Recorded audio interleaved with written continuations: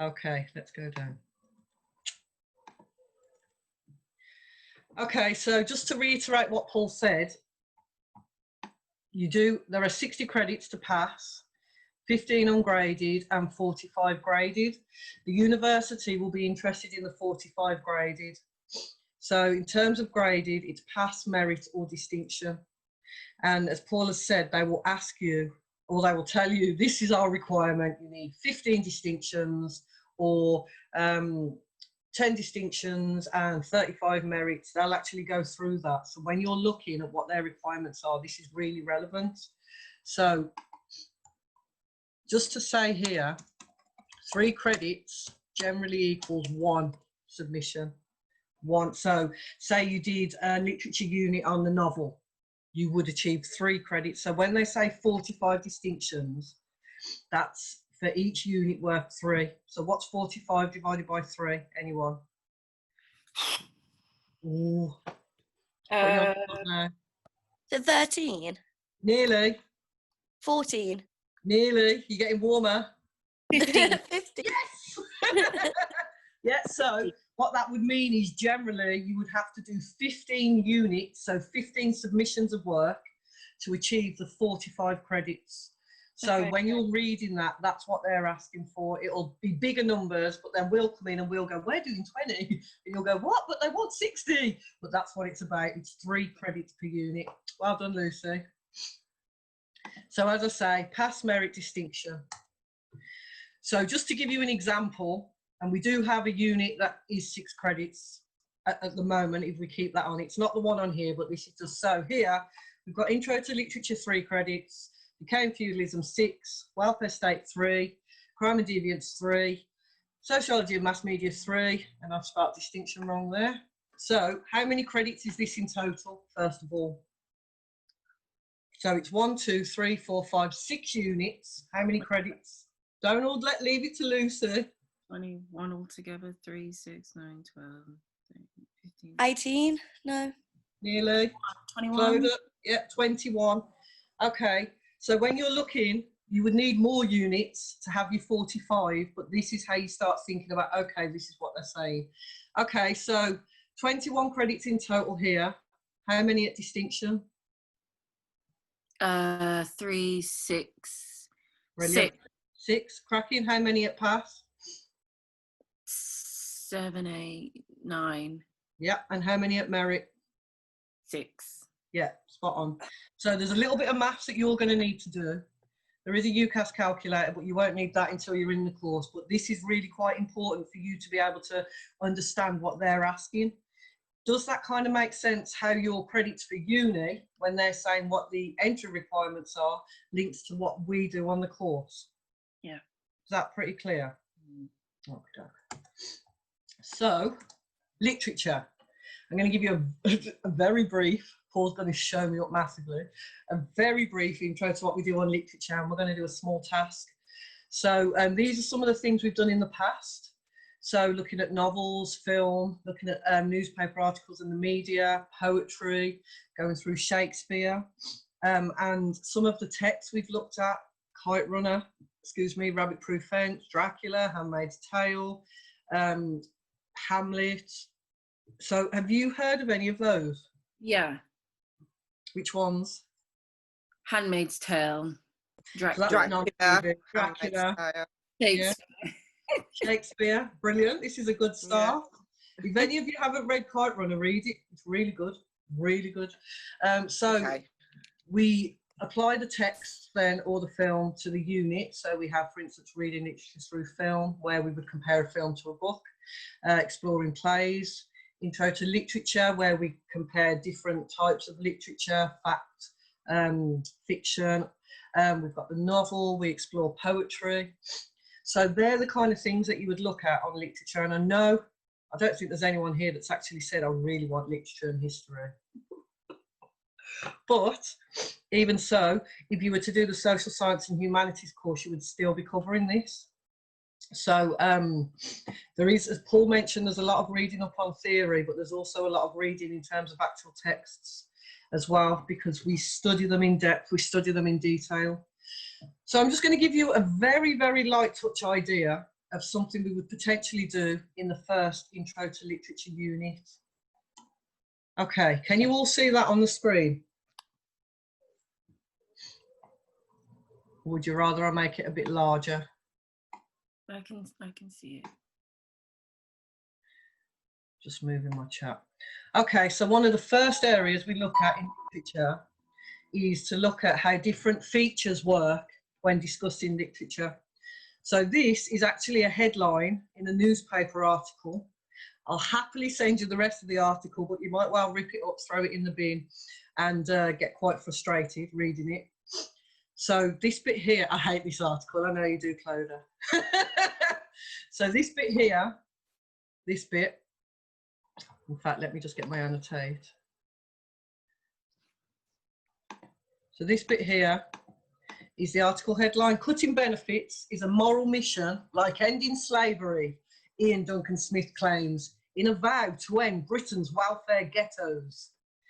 What are you feeling hearing that? You can all take your mute off now and throw me some answers. Natasha's speechless and probably disgusted. Oh, God. Well, what he said is pretty irreprehensible anyway, and he's an awful person in my personal opinion. The headline is opinion. It is a subjective opinion, but the headline is geared in a way that does take out some of the more ridiculous statements and pairs them. That it's designed to induce anger and response, you know. So I've shown this to people. So I had a learner who had lived in China all her life. She'd been in England for a year. She was on our course, and I showed her this, and her response wasn't anger. It was anger, but it was anger at people claiming benefits. That's disgusting, because not only does this kind of writing induce anger from those people that it's about, but it can also induce the opposite response from others. Yeah, I guess what I really mean is that it's done in a very... It's an inflammatory statement anyway, but the headline's designed in a way that it does kind of encourage... Most definitely. Gosh, what's the word? Like, I don't know, a reaction, any reaction, but it wants people to be able to go ahead and read the rest of the article. Absolutely spot on. So on the course in literature, one of the things we do is we actually apply a lot of theory. So the areas that Paul would teach to you, I make it quite free so that you can apply some of those areas and those theories to your actual literature work. So it still maintains a social science kind of element if that's your focus. So Clodagh has answered that really well, but there's still an element of subjective there, an element of personal feeling. Yeah, I also I've looked at this before anyway. I know you love it. Yeah. So what we would want to do in literature is be able to look at different texts and respond in a way that's objective. So we're using critical thinking so that we can put our argument across, or we can put our point across in a way that's reinforced and supportive and doesn't just induce emotions, because often you find emotions are dismissed a little bit when you respond, especially if you respond in a kind of formal forum. Whereas if you respond in a more, not being biased, not being emotional, passion, yes, but as soon as it's I think, then it becomes something else. So I've put three terms. I've got one here, and one here. Now this would be some very, very basic analysis. Hyperbole. What's that sound a bit like? What a load of hyperbole, I tell you. So this is deliberate exaggeration. Can you see any deliberate exaggeration in that headline?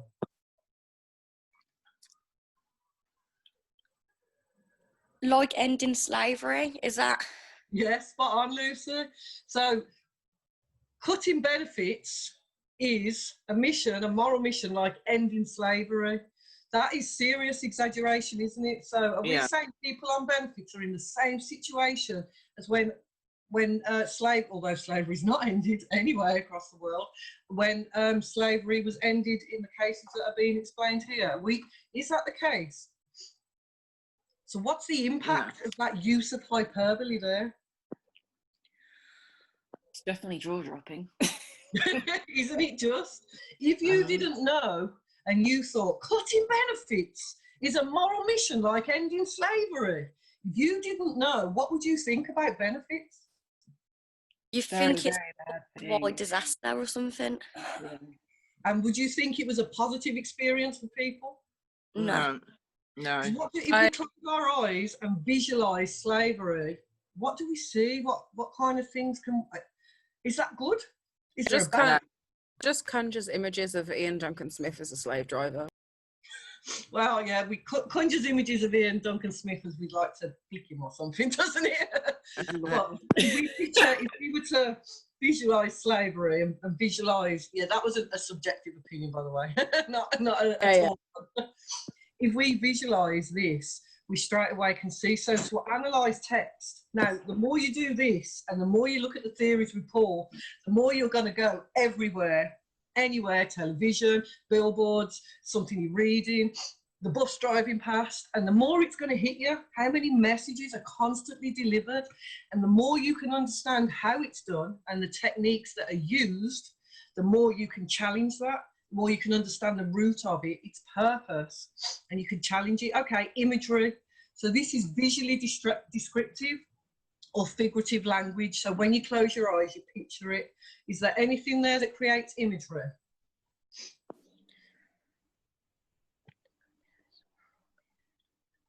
Slavery. Slavery. Yeah. Ending slavery as well, yeah. I don't want to interject too much because... Why? What? Why not? You can. Oh, the word ghetto, Britain's welfare ghetto. Yeah, welfare ghettos. Just. Do you know what? It's subliminal. It feels like it's subliminal. Yes. The working class, aiming at a particular class. Absolutely spot on. What is a ghetto? Doesn't listen to the rules. Just doesn't listen at all. But that's a really hard one to explain, actually. I think people can think of many different things, like a council estate or living in a council place. Something that's not upper class, middle class. Yeah, it's not describing people that are less than. Yeah. So essentially, a ghetto is like, if you think about it objectively, without it, the way that ghetto as a word has been used to describe different people, a ghetto is essentially a project like a council estate, where it's usually people who are of working class or not working, and especially it's especially Minorities. about minorities as well. Yeah, You exactly. challenge each other. So do you know the origins of ghetto? Like the Holocaust. Excellent, Lucy. Can you tell me more? They used to put all like the Jewish people who kind of like originate from the same place and put them in one place so they can contain them all or something like that. The Jewish ghettos, and there's examples of this in lots of different situations. So you start to think about people separate, people different. What does that make you think about people on benefits? Like they're all the same people. And what about those who aren't on benefits reading it? They feel superior. Yeah, they feel better than. Like, how dare you take my hard-earned money? Exactly. So, I mean, if we think about the American connotation of ghetto, gangster, guns, violence, crime, and Britain's got ghettos. What does welfare mean? It means, they say welfare in America, don't they? So we say, like benefits. It's basically a benefit, isn't it? Benefits system. So the modern idea is, but the welfare state was set up to safe people. harbor in a way. It's a supportive element. It's something to help people, to ensure the welfare of people, but that has a negative against it now as well. So all of these things, just in this sentence, there's so much. I'm not going to do the other bit because I know that I'm going to end up keeping you longer, but that's just a little taste of literature, just to give you a feeling of what we would do and how we would look at it and what you would take from it. Now imagine looking at some really, really deep texts. Handmaid's Tale, for example, Natasha, as you just mentioned, gender straight away. We bring loads of themes. So Paul talked about themes from the theory perspective. So we would see themes in terms of the literature perspective: gender, sexuality, ethnicity, power, family, love. So again, all the things Paul delivers, kind of, there's a crossover for you to be able to think about it from this perspective. Yeah, it's really weird as well, Ange, because after doing English with you earlier this year, or last year, I suppose it was a bit over, wasn't it? The way I read my books is completely different now. Yeah, you'll never enjoy anything again in your life. You'll always question everything. I'm enjoying things differently now. Yeah, that's good. That's good. More open-minded, I suppose, to a degree, isn't it? Opened eyes in a metaphorical way. Well, especially when you come to reading for pleasure, you can kind of appreciate like the different techniques that the authors use to convey certain things. That's it, because it's all thought about. Nobody just writes it. Nobody advertising. Anything. Exactly. It's all thought about. Okay, so history. So these are an example of some of the these are examples of some of the units we've done. We've done development of women's rights. I'm looking at the history of the NHS so we can tie history to health. History of education, mercantilism. Anyone know what mercantilism is? No. Nope. Okay, so you've got feudalism, this is a very brief way of saying it. Feudalism, mercantilism, A very economic policy, isn't it? Capitalism. So capitalism where we are now, feudalism where we were many moons ago. Mercantilism is kind of the birth of the international trade across the sea, trading with other countries, where the different European countries took power elsewhere and took goods and used slaves, etc., etc. So mercantilism is very much about the birth of that and how we moved from feudalism, which was very much in England, living in, you know, like you watch Robin Hood, and they live in that little city or town, and they only stay there and they never go anywhere else really. And yes, there's money, but lots of people trade food and farm the land. That was feudalism. Moving into mercantilism, with lots of trade, then moving on to capitalism. There are bits in the middle, but that's kind of the baseline. Dictatorships. So the tutor that delivers that talks about different dictators, and then you would get to research a dictator. The welfare state, as we've mentioned, Paul delivered that. So this is a very small task again, very small. So I've given you a timeline. The first thing you would do in history is start looking at the timeline and events. I've given you a timeline, I've given you dates, and what I'd like you to do is match the date to the event. So we've got a very basic start in terms of the history of the NHS. This, obviously, in time order. This is not in time order. So, I would like, so for example, let's do it on chat. Are you all able to use chat? Yeah. Yeah. Our chat feature. Right there, set Clodagh, give me one more. So 1948. Which one of these do you think is 1948? Paul, tell me if I've got this date wrong. Type it in the chat for me. No.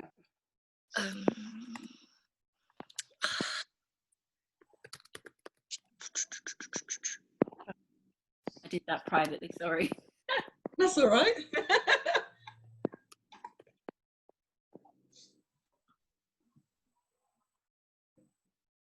Could be the NHS. Anyone else? Yeah, probably the NHS. Could be. Someone just went, oh.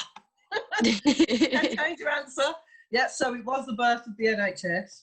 Okay. It was the birth of, so, okay, 1952, what about there?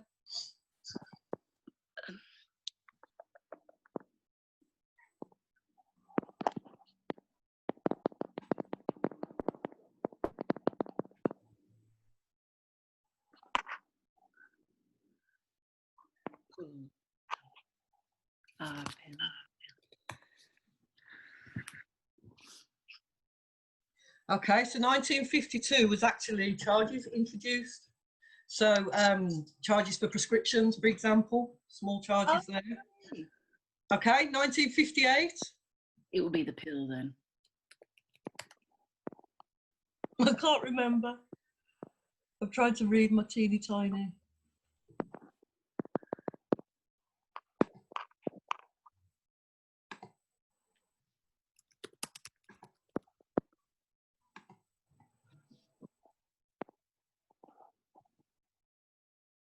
Sorry, my battery went. That's okay. Sorry. That's okay. Okay, should we go down to the answers? Because I know I'm keeping you now. So, if I can get off the screen. So this would be just a beginner of what we would do to first get going, first understanding history, thinking about the timeline. So creation of the NHS, charges were introduced, for example, prescription charges. The first mass vaccination programme, then the contraceptive pill becomes available. Then we have the birth of the modern hospital, where hospitals started appearing in different regions. So we had the local regional hospital. And then CT scan is used for the first time. Not long after this, we also have the first test tube baby. So there's lots of yeah. there's lots and lots of different things. This is incredibly interesting. So what we would do at this point, and I'm not going to because we're running near the end of time, is that we then have a discussion about this and, you know, where that lives and how that lives in terms of society now and how that led to the different steps. So history is very much about cause and effect. This happened, this was the impact, this was the result. And I tell you something, when you really start looking at it, when you look at education, for example, or women's rights, it's so, well, all of them, to be honest, so interesting. And you really get an idea of how all of the kind of things that have happened in the world or exist now. You look at the economic impact, the social impact, the political impact. So, and again, there are lots of themes in there as well. So these things all tie in, and the way Paul and I plan the curriculum is that we ensure that there are connections with everything so that you can get the tie-ins. Okay, so let me clear this screen. Can you all see the annotate feature at the top of the screen? Do you want to book an IAG more So detail? at the top of your screen, right at the top, there should be a little black strip, and it should say something like options, or it should already have annotate on there. If it doesn't, that's no problem. I'm just on my phone. I can't see anything. Okay, no worries. So, okay, I'll do it then. So I'll type. If you would like to book an IAG, I can pass you details on. So if you would, just type IAG in the chat and I'll note it on here. And what that is that admissions will contact you and have a one-to-one discussion, give you information, advice and guidance, and support you through the application process as well. Is there anybody that would like one? If you don't want to say it here, you can always say it in private. Natasha, lovely. Anyone else? It's totally fine if not. Okay. Well, will they contact us towards the end of the week, or? So they will contact you. They are available for IAGs Thursday and Friday, so they'll be contacting you. Yeah, it's Wednesday, isn't it? Yeah, tomorrow or Friday. I'm working at home. I don't know what minute it is, what day it is, what year we're in. Nothing. We're all lost. Yeah. Okay, Lucy as well. Brilliant. Okay. If anybody else does, you can always let me know afterwards. I'll put my email address in the chat now. Thank if you. anybody wants to ask any more. So I coordinate access. So if you've got any kind of curriculum questions, anything like that, then I'll be able to go through that. Thank Me as you. well.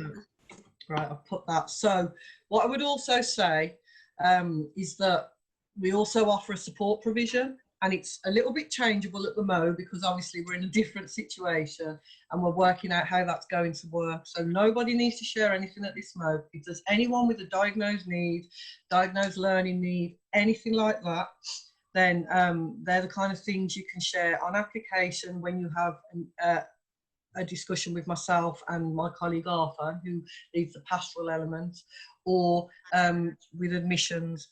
that's the time to raise anything like that, and then you would then be passed for discussion in terms of support. So that would be learning support in the classroom or one-to-one. Then we have the other side of support, which is pastoral, which is very much more about yourself and your needs and what we can do to support you from that perspective, and where we can refer you to as well if needed. So we do have that provision as well. Thank you. So, Sorry, Angela, can I have one as well? yes, you can. I'm just going to go back. It's supposed to save on the blinking slide and it didn't. I'm just going to write it in here, Jaden, so I remember. Okay, I'm going to have to get rid of that. MJ, clear. This is what happens when you're still learning how to do it yourself. One thing about us, though, we're totally honest like that. You know, we don't profess to be anything other than people who are supporting you guys to reach your dreams. And we're still learning new elements here, so this will be a learning experience collectively as well. Okay, so there's a couple bits of info here. Right, currently we don't have the access to social sciences and health on the website, but that will be on the website within the next week. This is for social sciences and humanities. So I'm just going to pop that there. So even if you've requested an IAG,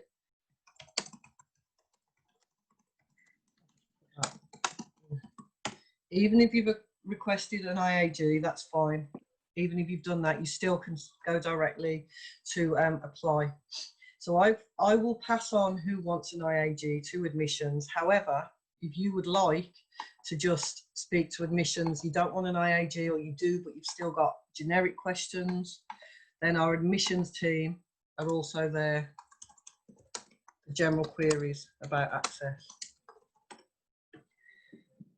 Okay, as I say, we haven't got the application ready for social science and health, but the IAG, it'll be recorded there. We've got a record of who's mentioned health as well to us. So, Paul, is there anything you'd like to add?